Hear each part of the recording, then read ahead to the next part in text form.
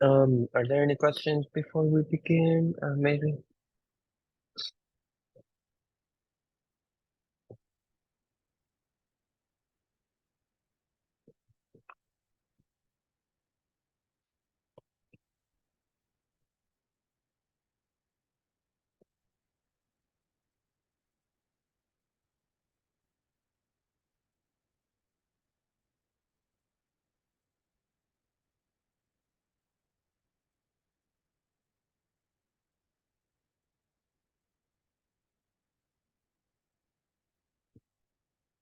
Uh, so today, we have to discuss the chain rule, which is it is like the most confusing rules, I think, for computing the derivative.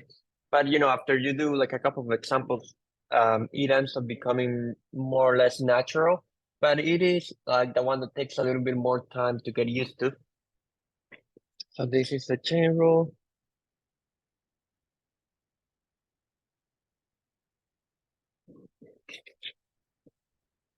Okay.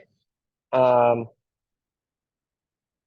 but that does require the chain rule involves the composition of functions. So I have to remind you a little bit about composition of functions because that's something that you may have forgotten. So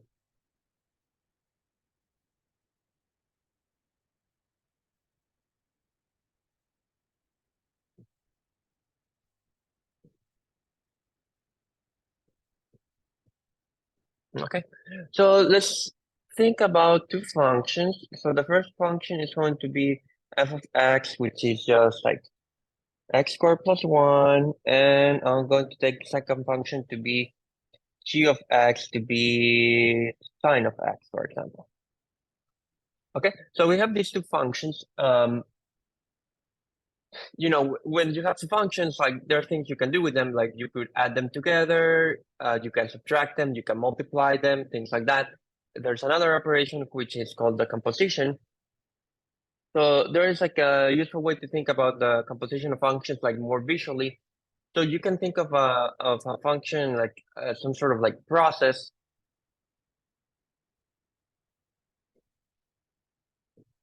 If you like diagrams, this can be more convenient.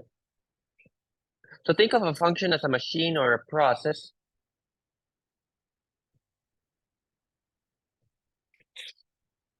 So for example, the function f of x, the idea is that if you feed the number x to it, that's usually called the input, right?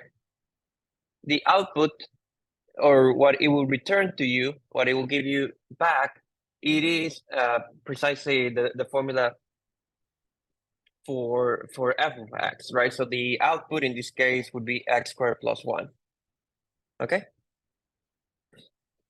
So for example, if you were to feed to f of x the number 3, right?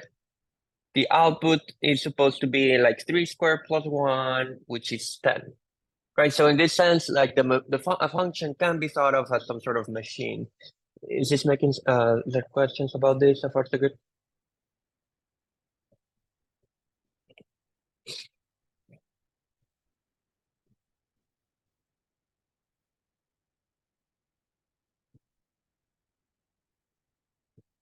And g of x, like the same, you can think of g of x in the same way. So g of x, if you think about it as some sort of machine, the input, what you feed into it, it is x, and what it spits out, the output, what is returning to you is sine of x, right? So again, like you could feed to it like something particular, like a particular value for x, could be like pi over 2, for example. So if you feed pi over 2 to g of x, to the function, it will return sine of pi over 2. Remember, like usually when I put like the values for the trig functions, like it's already implicitly in radians in this course. So pi over 2 means pi over 2 radians. Pi over 2 radians is 90 degrees. And so sine of 90 degrees, if you remember, that's just 1. Is that making sense? questions about this so far, so good?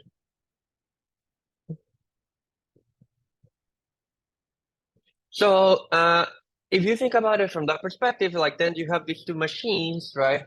Uh, and then the idea is that when you have two machines, you can like, create like a more complicated process. And a more complicated process is simply to, run the first machine and then run the second machine, right? So kind of like like what you would call like concatenate them, or like putting like think of it as some sort of supply chain, right? Where you do like first like a process and then you apply like the second process to it. Okay? Let me see. So what I'm trying to say is that what we're going to do is kind of put like stack, glue them together so that one starts where the other finishes.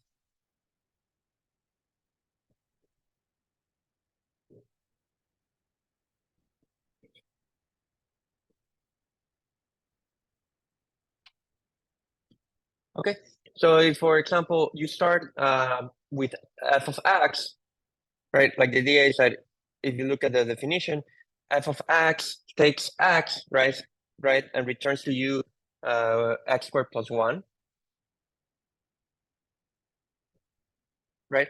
And now the difference is that this is what we're going to think of the input for the second machine, right? For g of x. So if you know, if you follow this, if you take this as the input that you run it through g of x, what should you get back?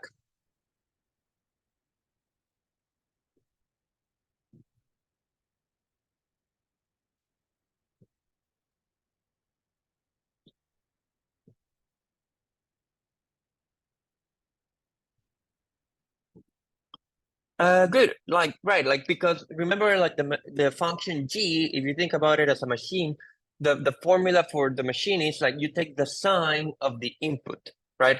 You take the sign of the input, but the input is now x squared plus 1. So the output should be sine of x squared plus 1. Is that making sense?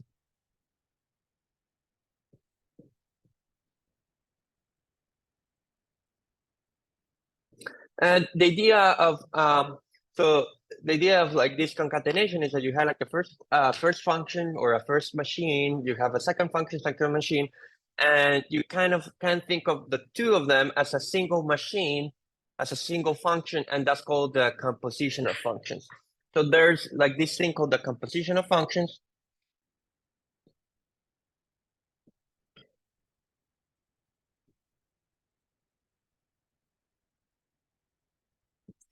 which is going to take x and going to spit out sine of x squared plus 1.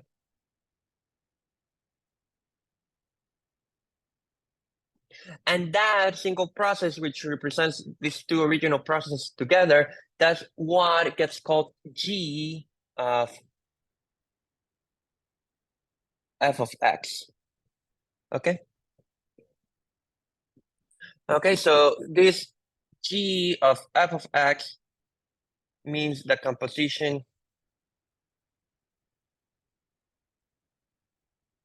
of the functions g and f. I have a question real quick. Yeah, Um, sure. the order that you like put it in, so like you have g of f of x, does that imply that f of x goes first and then you do g of x? Correct. Yes, that's actually where you have to be really careful. And that was like the next thing I was about to mention. But yeah, that's exactly right. So Okay, thanks. when it's written this way, what it means is that you do first, right? So this means this is like the really like the most important thing about how it's written down. This means do F first and then G. So you kind of read it from the inside to the outside, inside out. So do F first, then G. Okay, so right, it is kind of like opposite to usually how you read like in most like alphabets in European alphabets like English or Spanish or Italian where you read from left to right, right? Because if you read this from left to right, you would see first G and then it would be like, oh, so we're doing G first, but it's actually kind of like the opposite. It's going like from the I mean, it's going from the inside to the outside in a sense. Okay, so right, g of f of x just means like do first f and then do g. It becomes less confusing if you think about it just in terms of parentheses, because when you have something in parentheses, like the idea is to do the stuff inside the parentheses first, right? So from that point of view, it's a little bit more clear of why it's written this way. So whenever you see parentheses, just remember that it is like first do the stuff inside the parentheses. But notice that this is different, right? It's different from g of x times f of x, right? So because this is like just multiplying the two functions together, right? Which is not what's happening here, right? So like the notation hopefully kind of like makes that a little bit more clear, just because if you write it as a product, each one has its own x, but when you're composing them, there's only a single x. So that hopefully helps to clarify things out. Is that making sense so far, so good? Questions up to this point?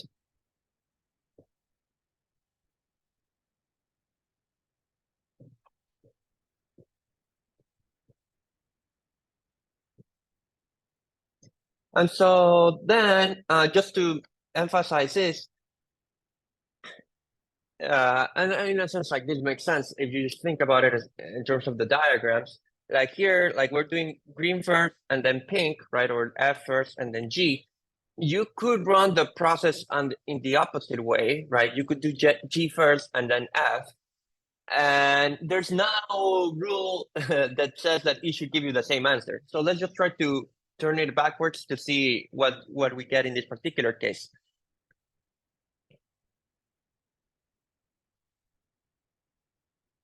So if you have g of x, again, remember g of x, like the only thing that it did to your input is to give you back the sign of x.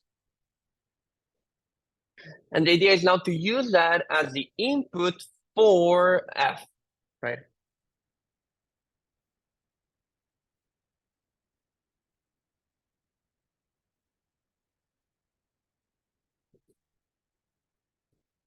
So what's happening? What does this return now? What should I put as the output here?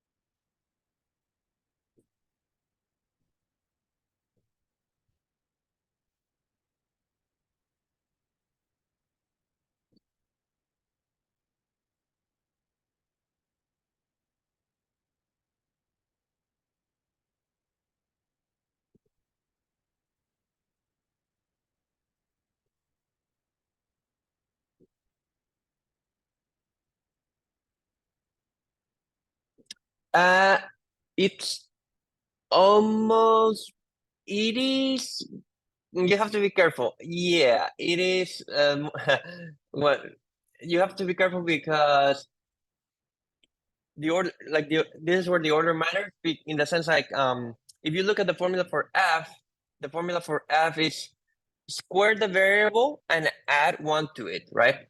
Or you can think about it more like square the input and add the number one. So here the input, what you're feeding to this is sine. So you are supposed to square that. So you square sine of x, and then you add one to that.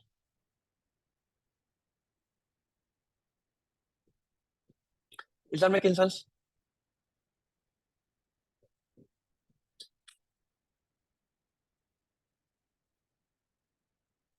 So in this case, so if we compare what happened, like this output is sine of x squared plus one, and the other one is sine of x squared plus one, which if you say it in word, like, if you just read it out loud, it could be confusing. That's why you have to actually write it down so that you see the difference. So what I'm saying is that if you do, so what we have in this process is that if,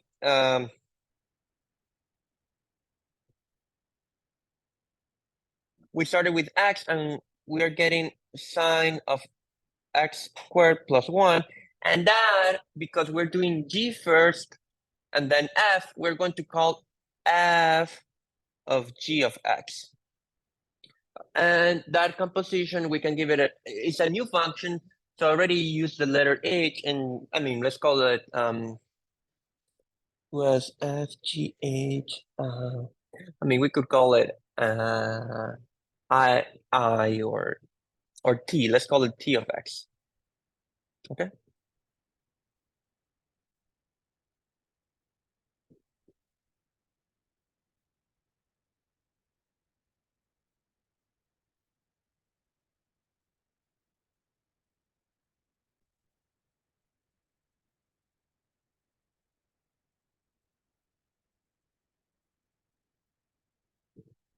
And this again means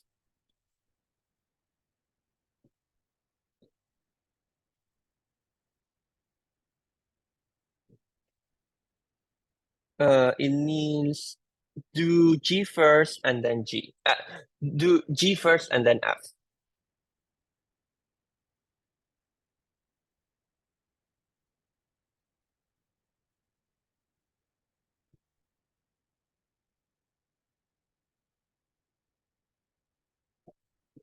Is that making sense so far, so good?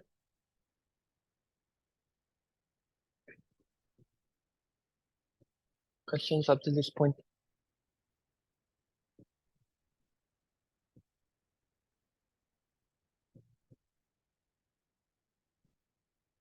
So again, also what makes the composition of functions a little bit tricky is that the order does matter, which is kind of different from most operations you have seen before, because when you add numbers, a plus b is the same as b plus a, or when you multiply numbers, a times b is the same as b times a. But in general, when you have two functions, it does matter which one you do first. So let me write that down because it's like a very important thing. So just as a remark, in general, it can happen in very special cases, but it's not what you should expect as the most common thing. In general, f composed with g is different from g composed with f. Most cases, g of f of x is different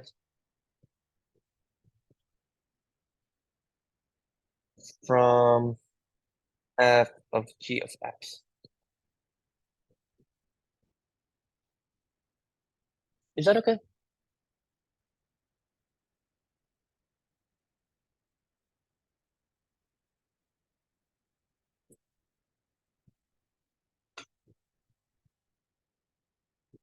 Okay, and the chain rule, the point of the chain rule is that it's going to give us a formula for the derivative of the composition. So let me write that down, and then I'll explain what the formula is. But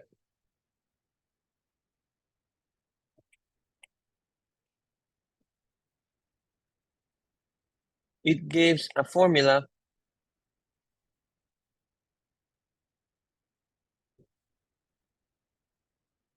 derivative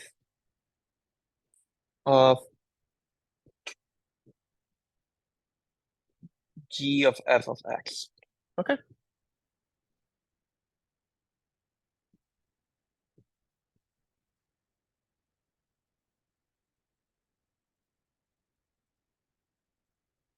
But to understand where it's coming from, it is useful to get back to these diagrams that I was doing before.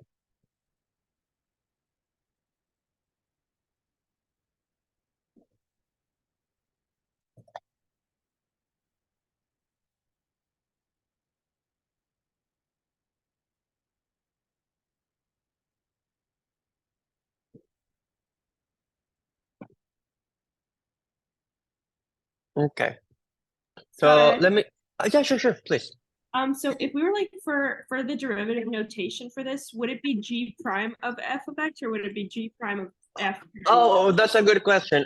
So I'll write it. Once I write the chain rule, I would write it. But for now, like you would put it like something like Like if you want it to be super specific, like you would put it like this, like a huge, everything inside like a huge parenthesis. That so that to make it clear, that you're referring to the composition. A better, in that sense, the other notation is like the Leibniz notation is kind of better for that because then it kind of needs fewer parentheses, if that makes sense. Yeah. Okay. But Thank you. but yeah, it is for now. It is you just put like a huge parenthesis.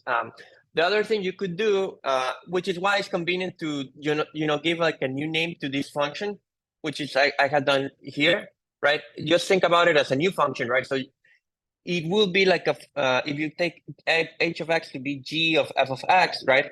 It is just like a formula for h prime of x or ddx of h, right? And that looks a little bit better because you kind of like are hiding the math by calling this math like this composition h, right?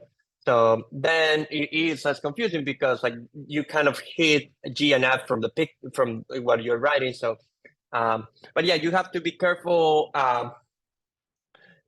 You'll see the chain rule. Actually, it is important here, like to have like the prime outside everything, so that it is clear that it refers to the composition. Of course, in practice, like what would happen, like usually we will work with concrete functions. So like what you would write, like, I'm about to erase this because we'll do examples later. But in practice, what you would see is something like find the derivative of this, right? And so part of like what the goal will be for you is to kind of identify this or think of this as a composition. It's not that it's going to be given to you like, oh, you have these two functions, find the composition of the functions. It's just you will be given like a complicated function, and you kind of have to realize, oh, I could think of this as a composition of two, for example. So like the way it will be used more in practice is more like along these lines where you just have like a single expression, and it is your job to kind of like interpret it as a composition. Is that making sense? So, but again, I'll return to this. We'll do this example later after I give you the chain rule.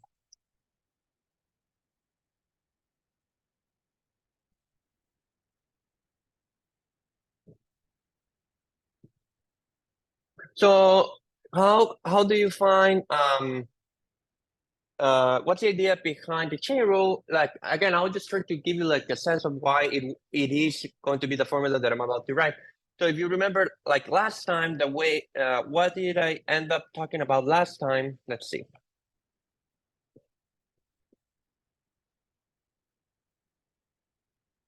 So just a reminder or refresher of last time.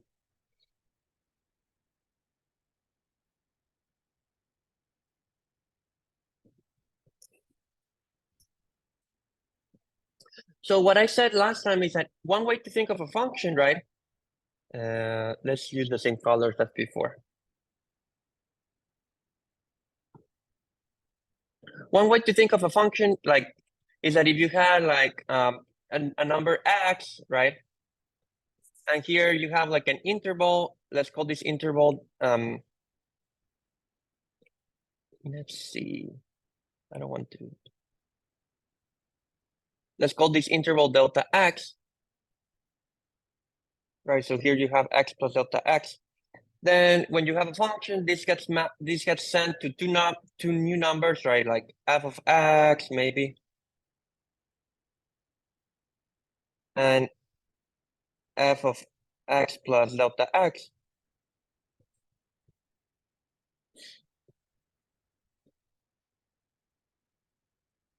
And the cool thing, I mean, like what happens with a function is that like, the distance between these two new points does not need to be the same as the distance between these 2 points, right?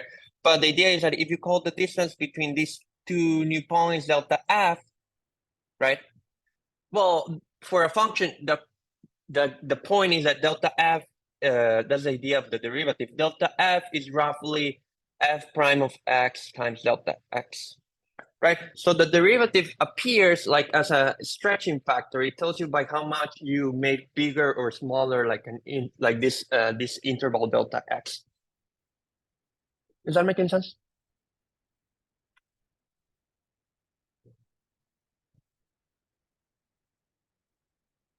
So if you want to go from this interval to this interval, what you're supposed to do is multiply by the derivative, basically. That's how the derivative works. Okay, so why am I reminding you of this? Because here, again, like we're trying to we're trying to find like a function, a formula for like the derivative of the composition. So you should think about the composition as being like a machine where you join two processes together. So here's one way to think about the composition of functions. Let me.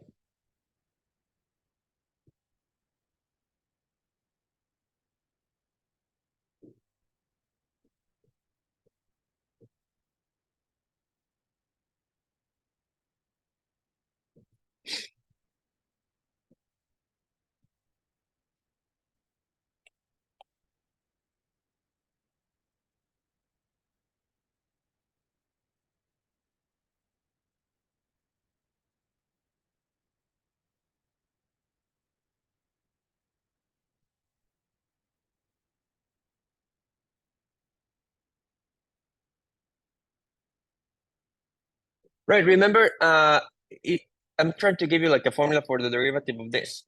If you remember, like this means do f first and then do g. So if we are doing f first, that means that you're going to do this kind of draw like what I had before. Right, so we're traveling with f here, right? And that's why this interval just became f prime of x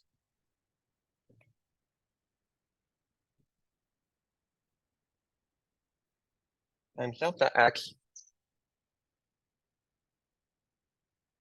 And where are we landing? At f of x and f of x plus delta x. Okay, and now the cool thing is that we are going to use what's the color that I gave to the function g? It was pink. So now we're going to use the pink function, right? Like the g function to go to another step. So let's do this like this.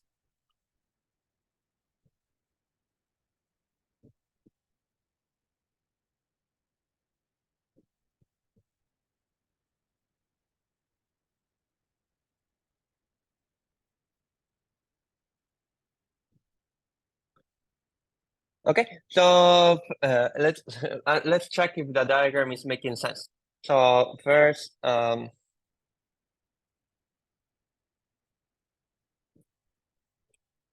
what's the name of this endpoint? What should I put here as the endpoint? What should I write here?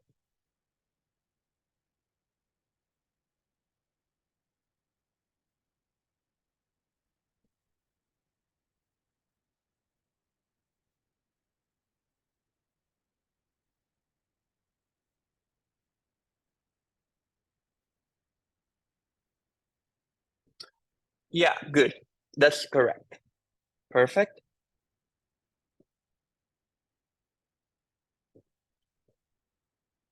Is that making sense with everyone? Because again, like the idea is that this g, like the arrow, is just like this means like you fed f of x to the machine g, so it has to return g of f of x. Okay, and by the same logic, the other input is g of f of this. Okay.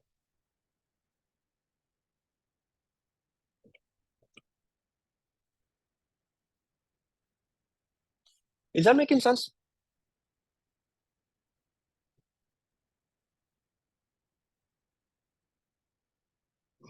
And now here's the other cool thing. So let's think about like the original picture from before. If you start with this interval and you get it, you want to go to this interval, roughly you have to like the stretching factor, right? What the amount you have to multiply by is the derivative, right?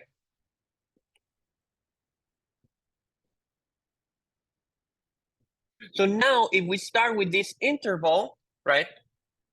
And I want to stretch it to this new interval, right? What do you think? So it should like,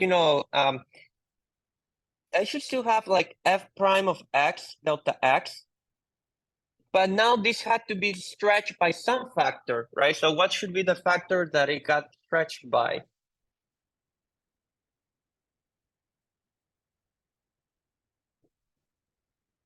The length is not going to be the same as this one necessarily. It won't be necessarily the same one. It has to be multiplied by some stretching factor or contraction. Like it could also become shorter. By what amount should you multiply it by?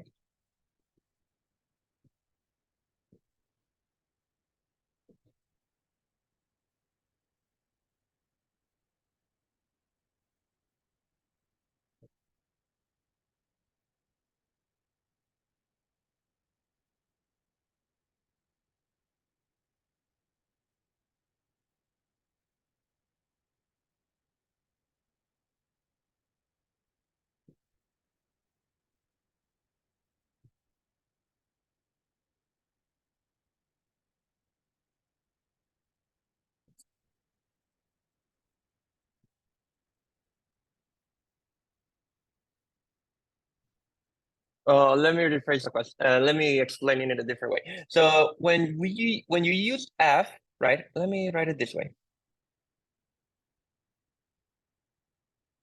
I think it will be better. When you use f, right? When you're using f, this interval got multiplied by the derivative of f. Okay. So the original interval gets multiplied by the derivative of the process of the machine. Now, if you're using g, right? If you're using g, this interval should get multiplied by which derivative?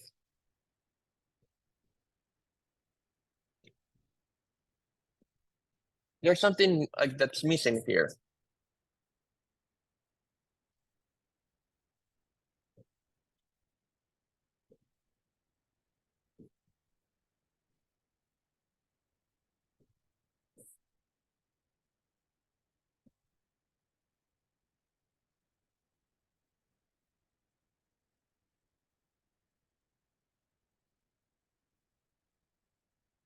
Yeah, good.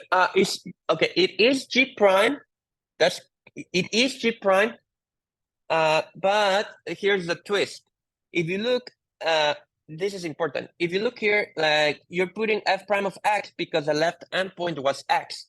But now the left endpoint is not x, right? X is at the lower level. We're starting from the middle level, right? What's the endpoint that we're using on this interval?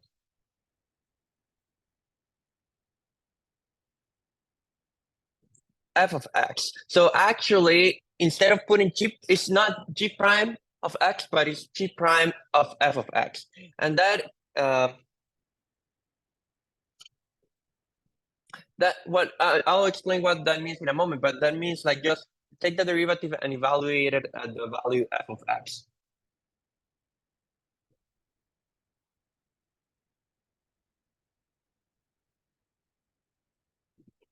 Okay, so but it is basically g prime. Is that it's just that it's not at x, but rather at f of x. Okay, so let me write it like, and that is essentially the rescaling that you get after doing first f and then g, and so all of this should be the derivative of the composition. So what the chain rule says, let me write down the chain. I mean, this was kind of like a justification. Um, to like try to explain why it's going to work the way it works. But like what's important is that the way I'm about to write it, and there's actually like a useful trick to memorize it, which I'll give you in a second.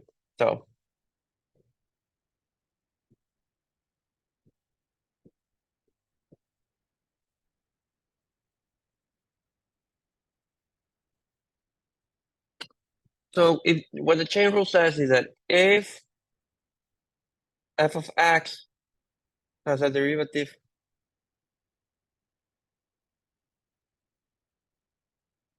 at x, and g of x has a derivative of the value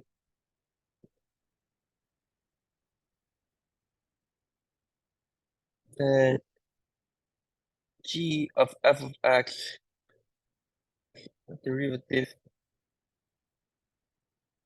at x equal to, okay, this looks a little bit confusing, but again, like I'll explain it with the examples and it will look less weird. So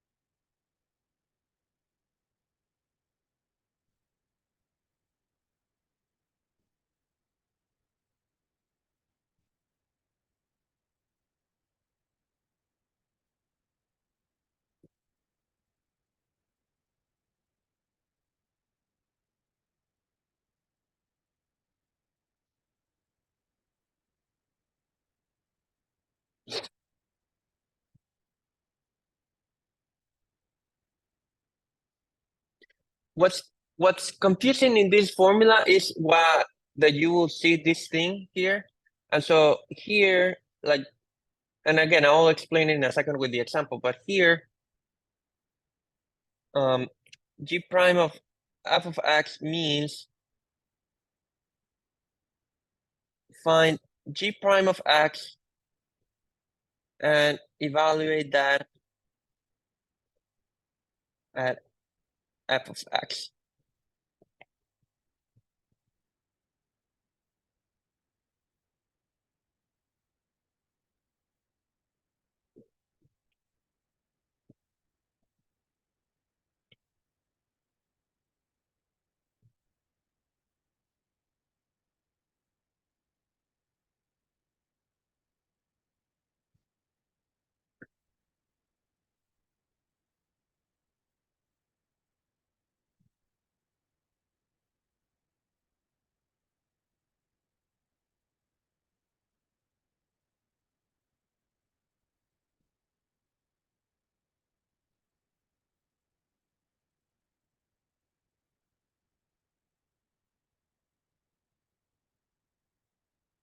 Okay, so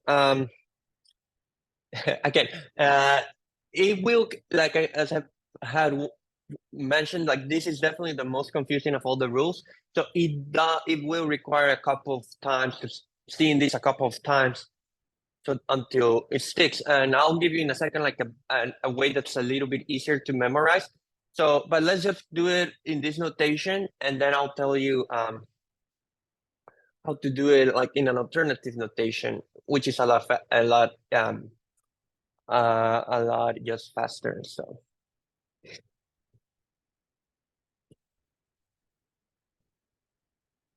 let's do an example of what I mean with this chain rule.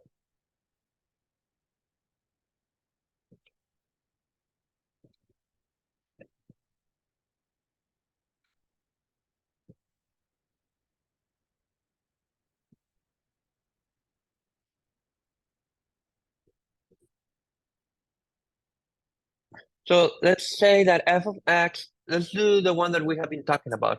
So f of x is going to be, sorry, just to go back, f of x is going to be x squared plus 1, and g of x is going to be sine of x.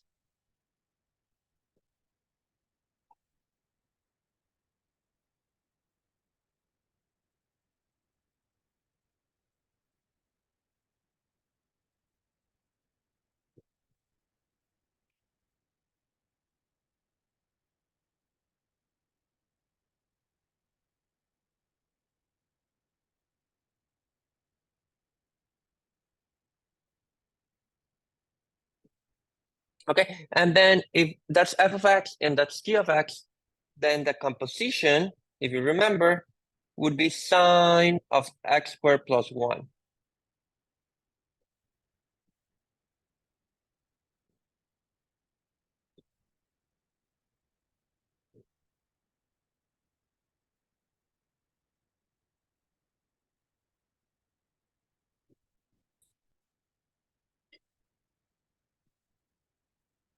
So essentially what I'm about to explain to you is how to find the derivative of sine of x squared plus 1.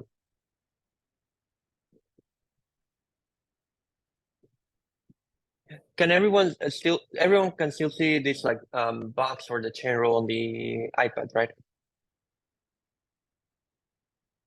Okay, good. So if you look at the chain rule, again, like one of the pieces is easy, the other piece is complicated. So what it says is that find the derivative. Let's start with this one. Find the derivative of f of x, right? What is the derivative of f of x? That's just 2x, right? And then what you do is find the derivative of g of x, which is cosine of x, right? But you're not, if you look at this formula, this we already have here, right? This is f prime of x. But if you look at this formula, this is different from this because here you have an f of x inside. Okay, so what that means is that instead of like putting the input x, you have to put inside of it f of x. So what really you need is what is g prime of f of x? That's g prime of what is f of x? X squared plus 1. So what does that mean? It means evaluate the derivative g prime at x squared plus 1, and that is cosine of x squared plus 1.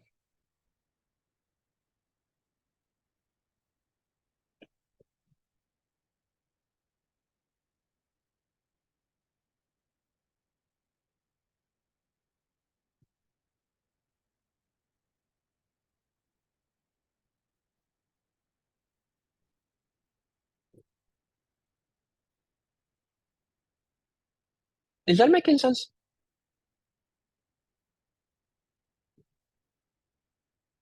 Questions about this?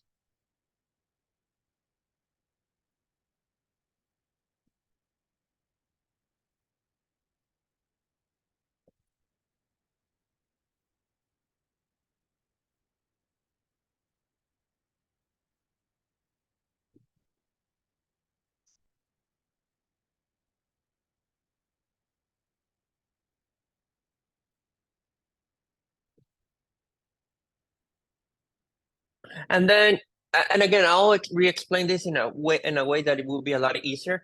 But I'm trying to just do it like the first time in the way in which the formula is written, and then what the chain rule says is that the derivative for this thing will just be the product of like the product of these two derivatives. So according to the chain rule,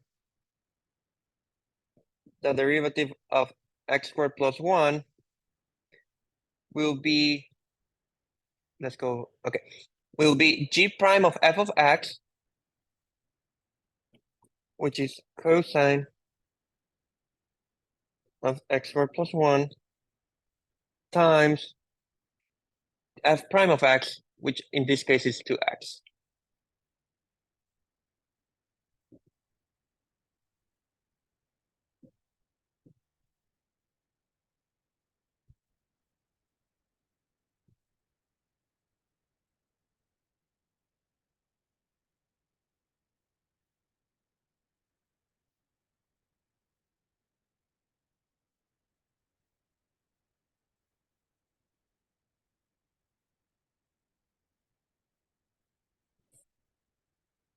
Is that making sense?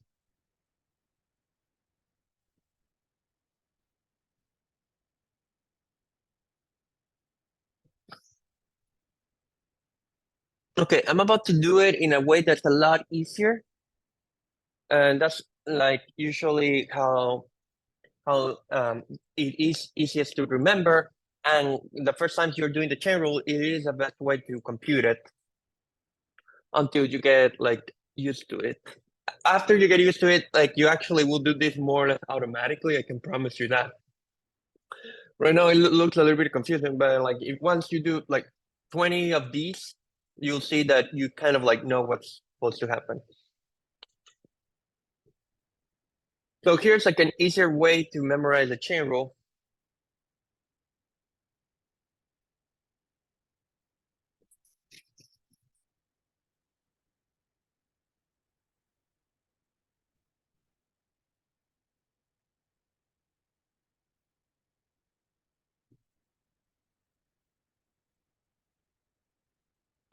So here's the easier version of the chain rule, or easier way to memorize it.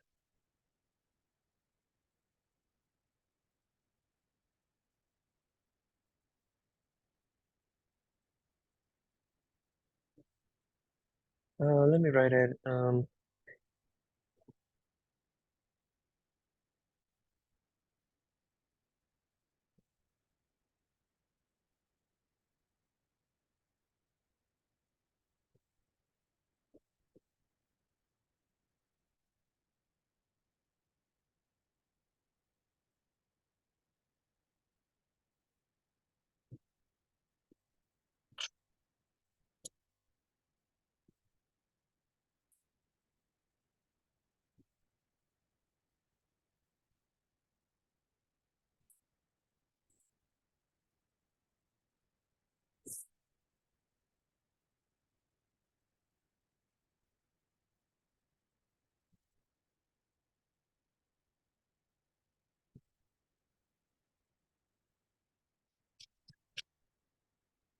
And I'll write it in a way that looks a little bit mysterious, but it's actually the way which is how it's usually written.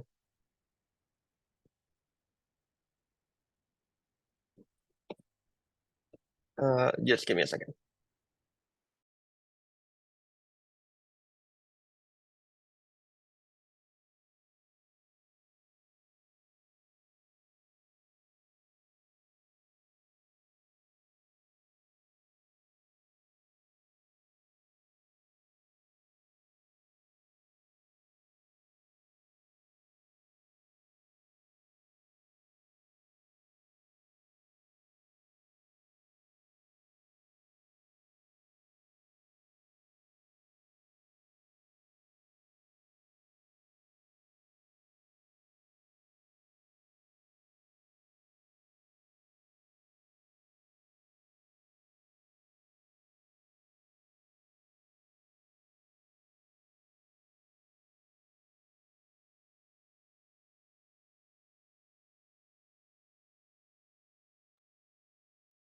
Sorry about that.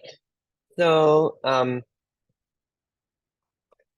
the what I was saying is that the way in which the chain rule is written down is that dy dx is dy du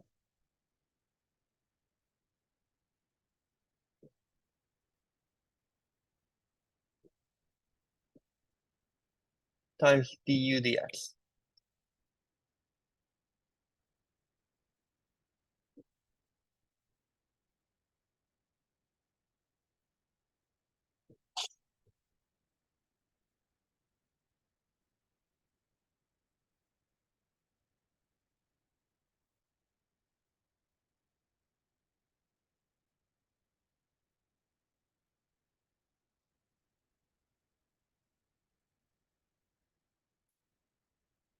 Okay, so I haven't said what du is in this case, but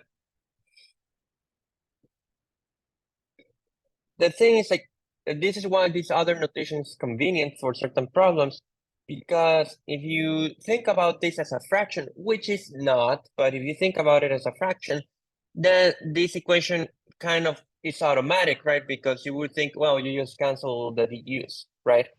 So if you think about it as a fraction, which again is not, then it just looks like you're not doing anything major, because like this you would always be able to cancel. Is that making sense? So in like the power of this notation is that kind of like it allows you to manipulate these things as if they were fractions. Like manipulate these derivatives as if they were fractions. Okay. So let me give you an example to make this more concrete of how this gets used. So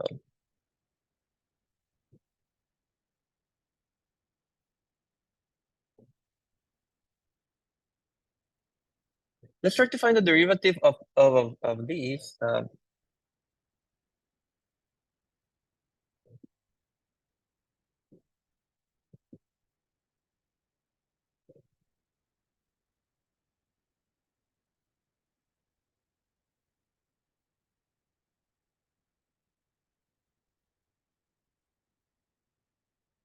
Okay, and this is actually how you tend to see these problems.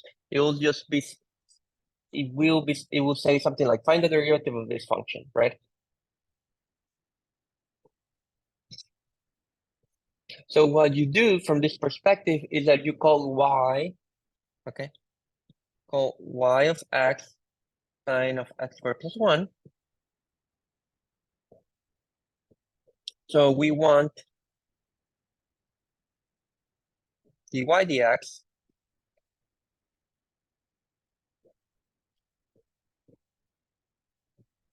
right? But the idea is that wait, right, the thing is that we don't have like a clear rule for what the derivative of this is, but we do know the derivative of sine, right? So the trick, it consists in making the stuff in particular, like the stuff inside the sine, a new variable and call that u.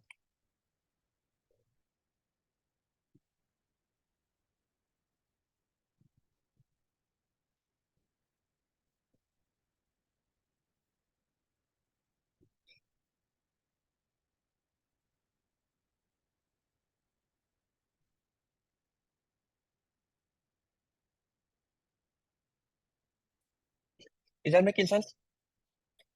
Up to this point. So like the idea is like we kind of don't know the derivative for this, but we do know the derivative of sine itself, right? Like sine of theta.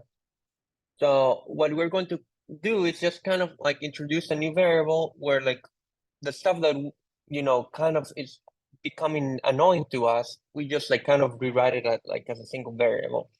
So now it just looks like sine of u.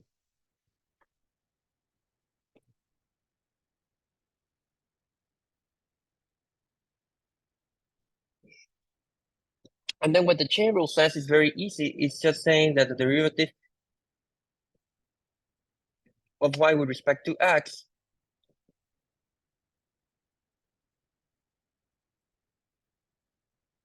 is this.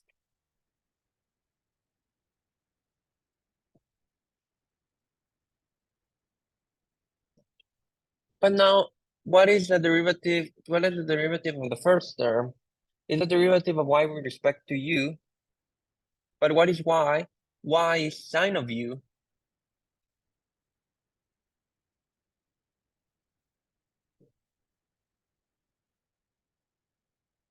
And then you differentiate, you take the derivative of u with respect to x. But what is u is x squared plus 1.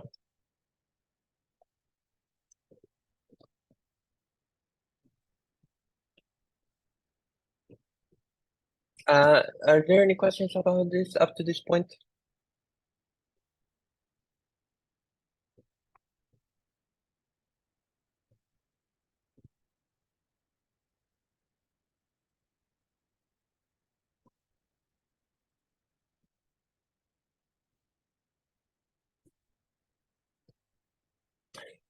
And the idea is that this is nice. This is easier in the sense that now this is just asking you to find it's kind of like if I had asked you to find the derivative of sine of theta with respect to theta, like kind of you forget when you do that, you kind of forget that u is secretly x squared plus 1. You kind of pretend that it's just like a single variable. So this is just asking you for the derivative of sine. And what should I put here? What should I write here?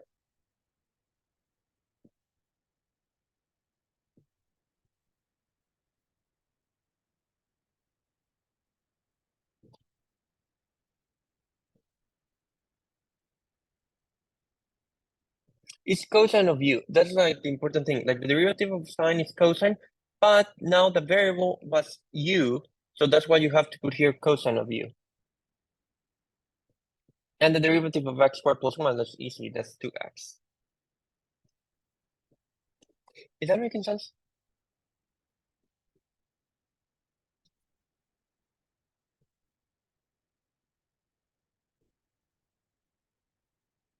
But what's happened, and this is actually the answer. The only thing is that it is not like, u was something that you introduced to make your calculation easier. It's not like some intrinsic to the problem or intrinsic to the function. So you're not supposed to leave the answer in terms of u. Essentially, what you do is just substitute u with what it was at the beginning. So you put cosine of x squared plus 1 times 2x. And if you think about it, that's essentially the thing that we had found before in this other way, which was cosine of x squared plus 1 times 2x. Is that making sense?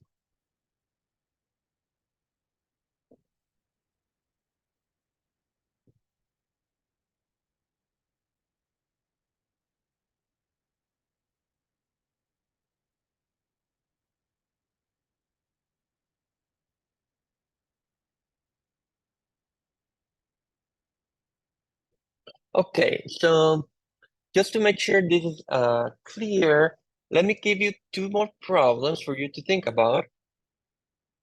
Okay, here are two more, and then we'll discuss them together. Okay, I'll give you three, and the first two I'll give you like a substitution, and the other one I'll let you think about it.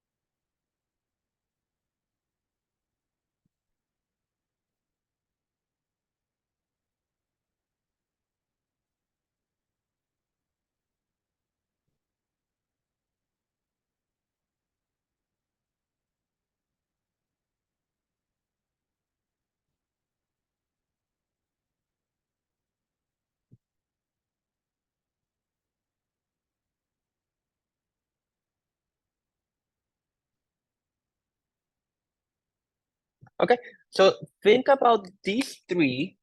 And usually at some point I do like a bathroom break. So let's take a break, and also I'll give you time to think about these three. So maybe let's take like a 7-minute break for if you need to go to the bathroom and also want to think about them, and then we'll discuss them together, and then I'll do like a more complicated problem after these three, if that sounds good. Oh yeah, let's just do like a 7-minute break.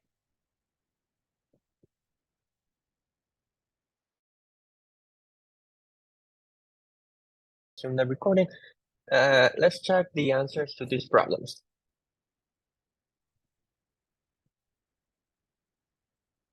So for the first one,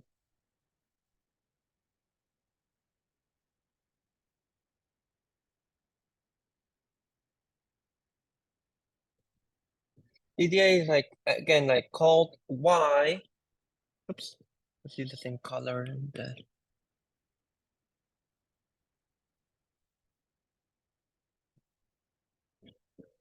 call y the function that you care about, the function you are finding the derivative of. So what we're trying to find is dy dx, okay? We don't know how to do that directly, but we do know the derivative. The idea is that we do know the derivative of just like a square root, okay? The thing that's kind of in our way is like this x cubed plus x. So that's why I'm calling u x cubed plus x.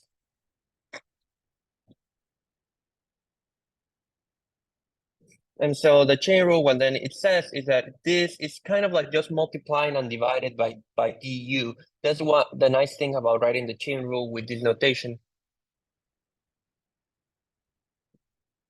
Is that making sense? So far, so good.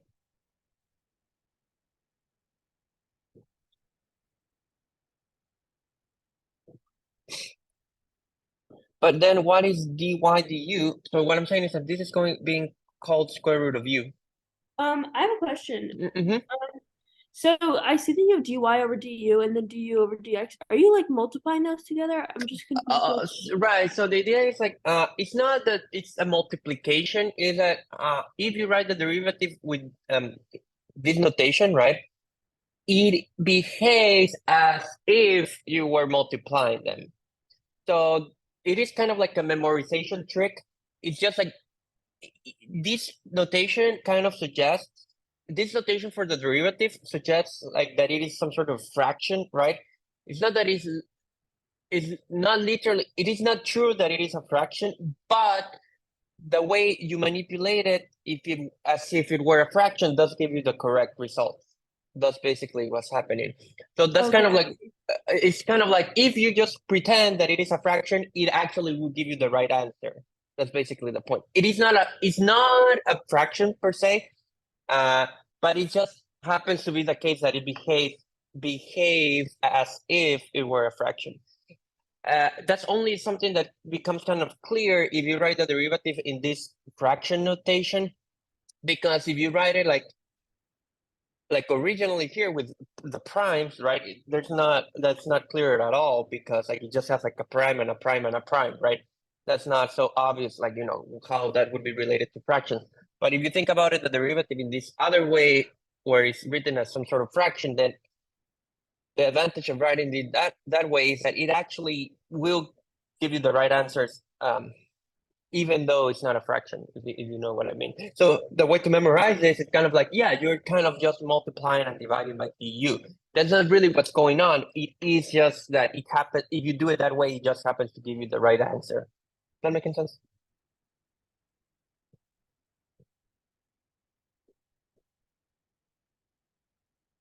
But yeah, like, you can if you don't want to think about it that way, you can always write the chain rule in this version. It's just that writing it in this version is a little bit more can be a little bit more confusing because you kind of need to understand better what this thing means, and that I think is more confusing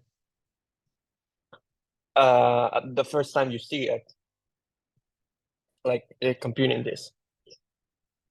But if you write it in this fraction notation, and then it is kind of more like kind of magical because it's not a fraction, but it still gives you the right answer.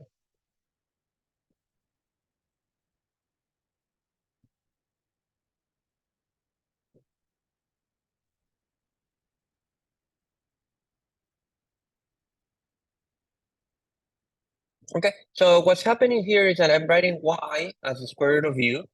So that's why I'm replacing y with square root of u here. And u, I'm just replacing it with x cubed plus x. Is that making sense? So far, so good?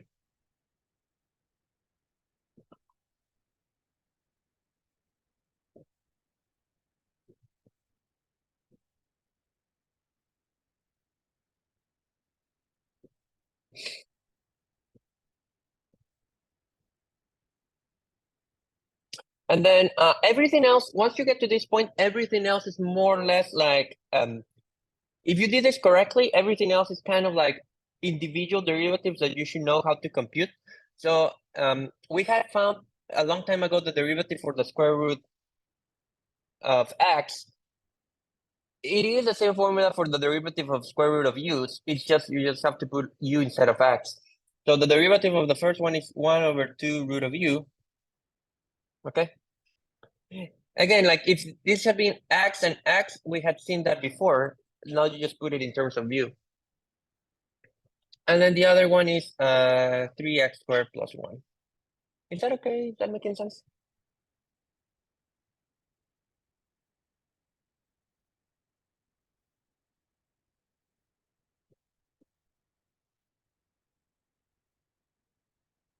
But then it's just, the thing is just that you're not supposed to leave the answer in terms of u because that's not, um, I mean, that's a variable that you kind of introduced throughout the problem. It's not a variable that was originally there. So you just put 1 over 2 root of x2 plus x times 3x squared plus 1. And so that's the derivative with respect to x of root of x cubed plus x.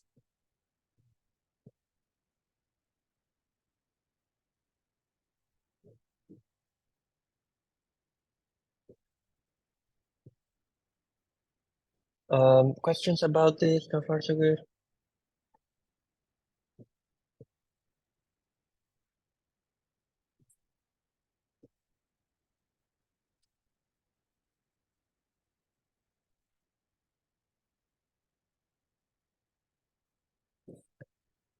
Okay, let's think about the next one.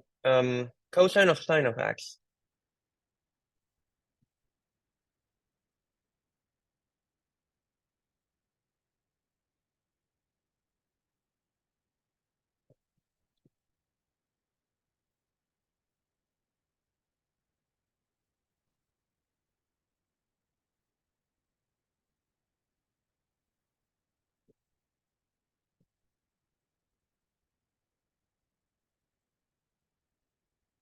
And here, the suggestion was to use u equals sine of x. Okay?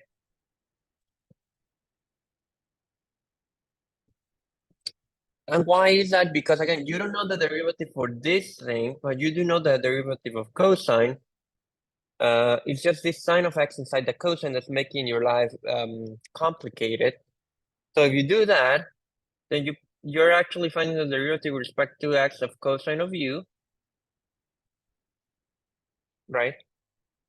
And again, you do the trick because that's just what it is. It's just a trick that works. You do the trick of multiplying and dividing by cosine of by the u.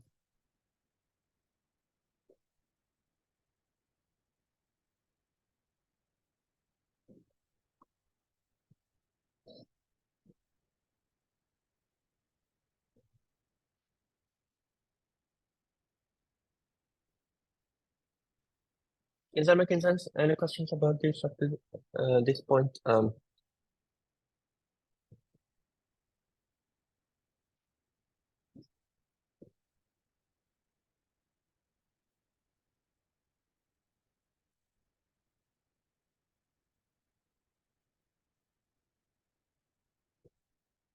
now each of them is individually easy to find. So what's the derivative of cosine? It was minus sine. And what's the derivative of sine? That was cosine. The only thing that you have to be careful about in this problem is that this is with respect to x, so the answer is with respect to x. This derivative is being taken place with respect to u, so the answer has to depend on u. And then, again, you're not supposed to leave the answer in terms of u, so this is minus sine of u, but u is sine of x times cosine of x.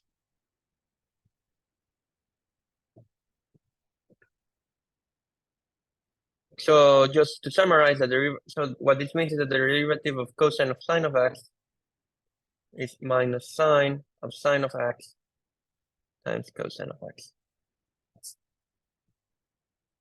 So that's the answer.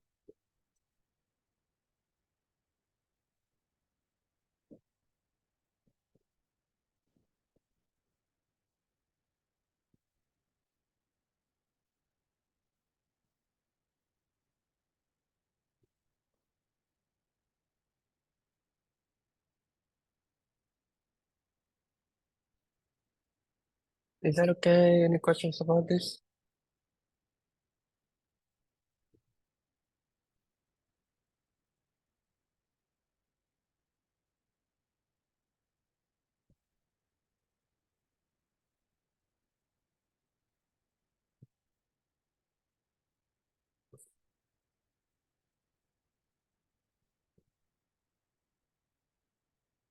So let's go to the last one that I wrote here,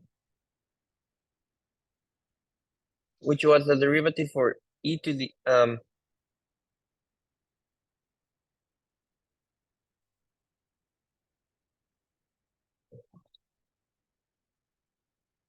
Okay. So what's the u that you came up with?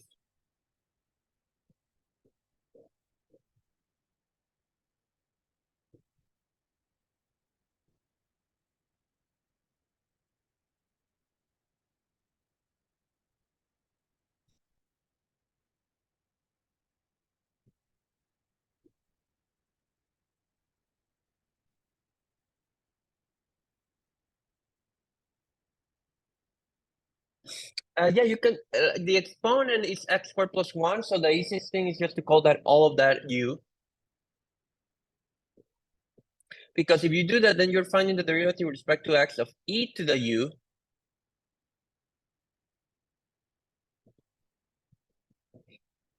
And again, the chain rule says like kind of multiply and divide by du.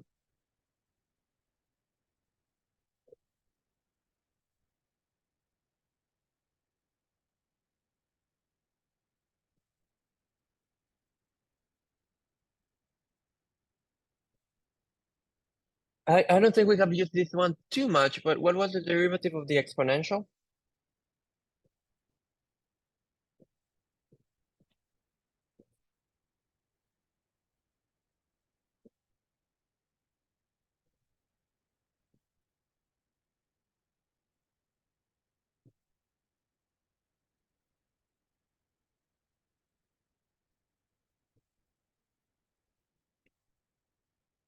It is unchanged, correct. It is itself. That's like the interesting thing about the exponential.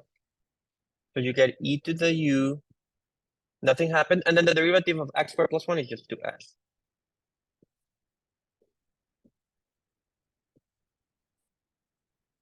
And again, the answer cannot depend on u. You should not leave u at the end of the answer because u was not at the beginning of the problem. It's just x squared plus one.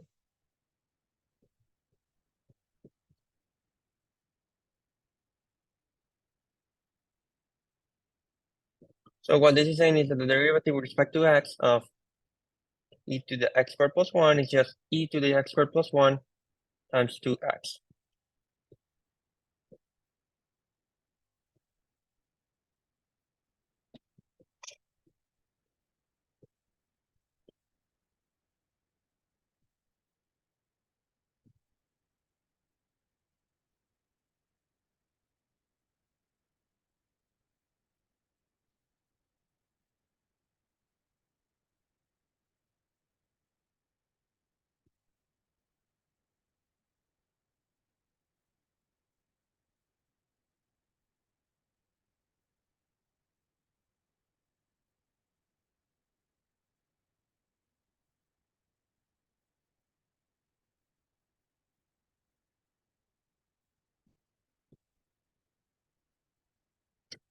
So far so good. Any questions about this?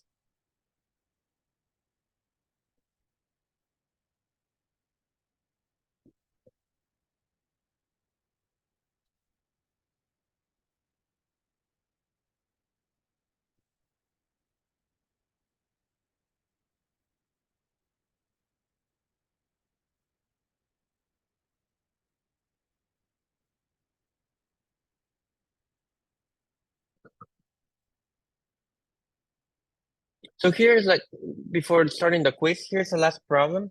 A little bit more theoretical, but just to give you an idea of how the chain rule can be used. So here's another example.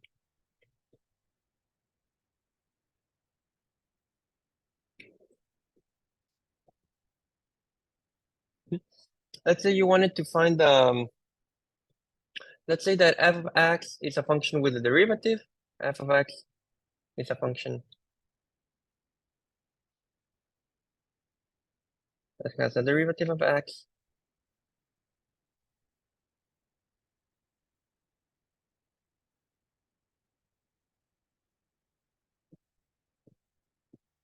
Um,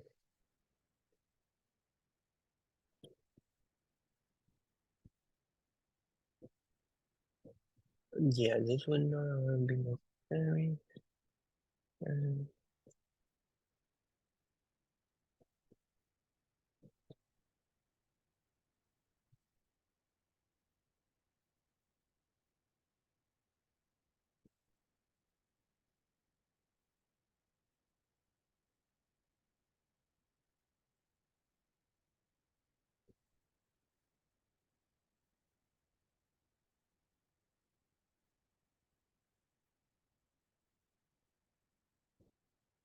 It's kind of like a slight generalization of some of the examples we were just doing.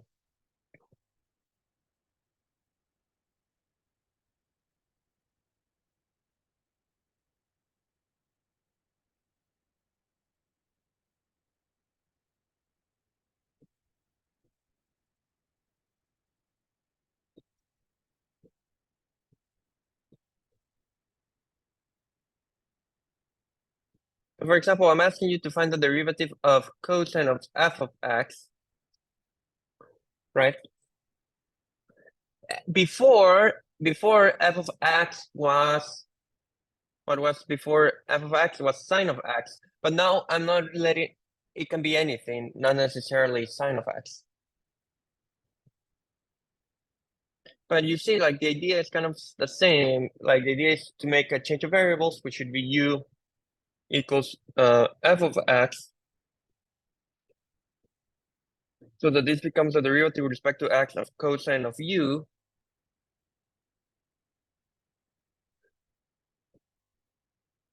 And then you do the trick of multiplying and dividing by du, and then it's the same. What's the derivative of cosine of u?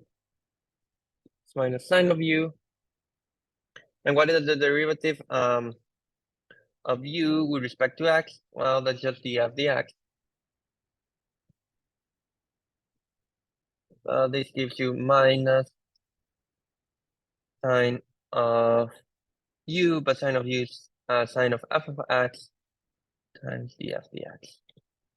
So what this is saying, like this is a use. I mean, you can memorize it if you want.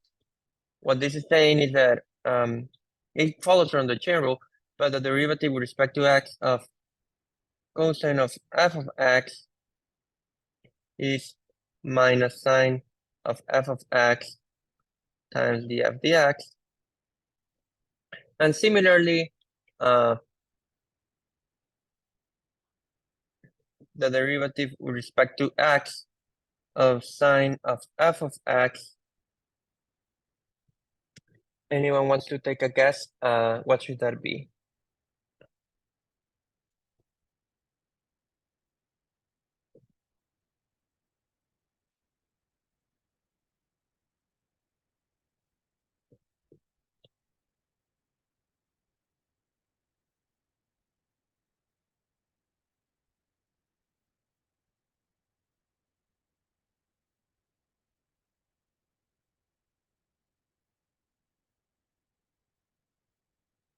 Good.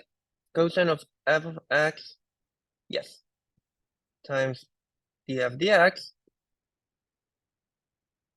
And if you want more, I can give you some more. So what would be the derivative with respect to x of e to the f to f to the x? That's also a generalization of the one that we did a couple minutes ago. That would be e to the f to the x times df dx. And another one, the derivative with respect to x of f to the x to the n, the version of the power rule would be n f to the x to the n minus 1 times df dx.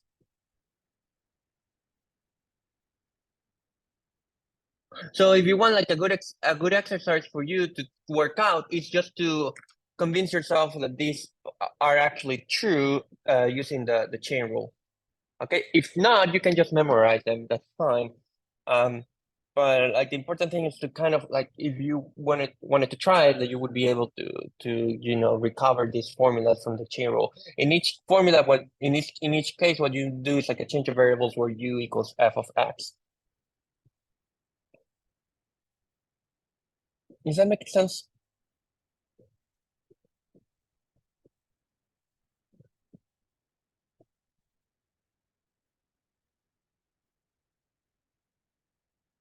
Okay, let's see. Are there any questions before we move on to the quiz?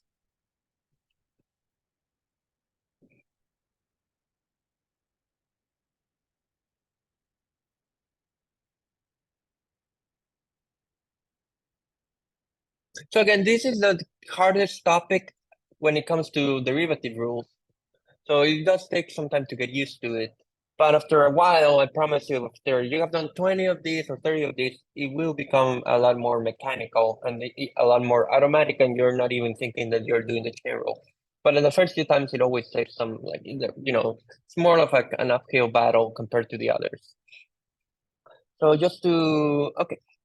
So as always, like I'm about to make available the quiz. So this one you can take 30 minutes. I put it like 30 minutes so that you had more time. It shouldn't take you that much, but if you want, and then there's the upload, which again, you have 15 minutes to upload your solutions after you finish the quiz. So hopefully you can start it. You can leave the Zoom session now if you want, and you just start working on it. But it shouldn't take that long. So I'll see you next week.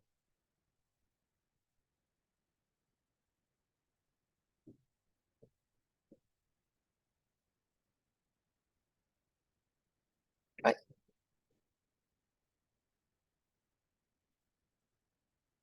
You too. Bye.